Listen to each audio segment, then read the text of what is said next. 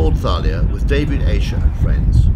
She's a classic gaff cutter built in 1889 and originally raced in Cork, Ireland. More than 1,500 yachts and 16,000 sailors take part in this one-day race. It's windy, so Thalia takes in a precautionary reef.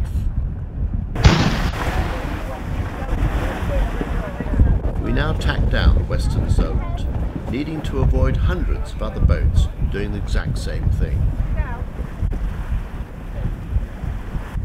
The first race casualty, a dismasted yacht.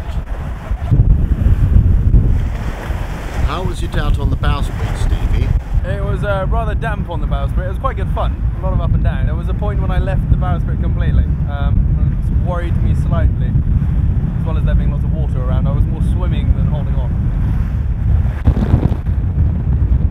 Had one or two close encounters of a third kind. Just missed the front of a boat, but no, we're going alright. I think most of the people appreciate we're slow to tack, but no, it's alright. I'm just thinking about the corner up there. I think it's going to be a bit lumpy.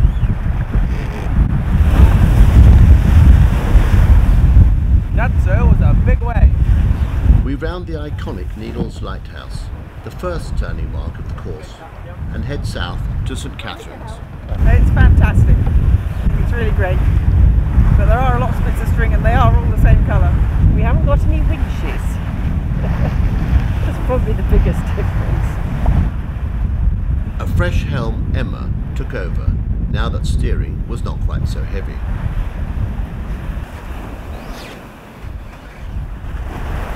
And now we approach St Catherine's Point, where the fleet turns properly eastwards along the southern part, or back, of the island, and we're surrounded by boats in front and behind.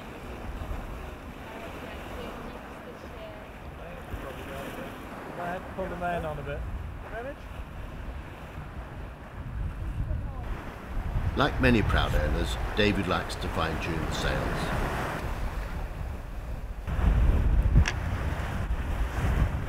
We continue passing boats on this southern run.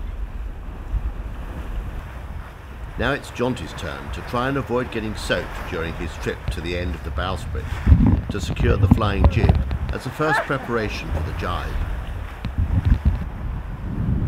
Jibing a boat like this is a little trickier than on a modern yacht. Care has to be taken with preparing the runners without the aid of winches.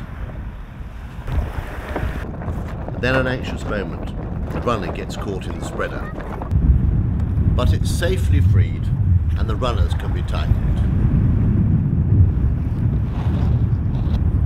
Sometimes steering the boat is a really heavy job, and two pairs of hands are needed to make the boat bear away. Jonty goes up the mast to check the damage to the spreader, and is happy to report the damage is marginal and the mast will stay up. We now round the Bembridge buoy, which is the southeast mark of the course, before heading north to enter the eastern end of the Solent and the final leg of the race. We continued beating to cows and stayed away from the island shore to avoid tricky, frequent tacking amongst the more manoeuvrable modern yachts.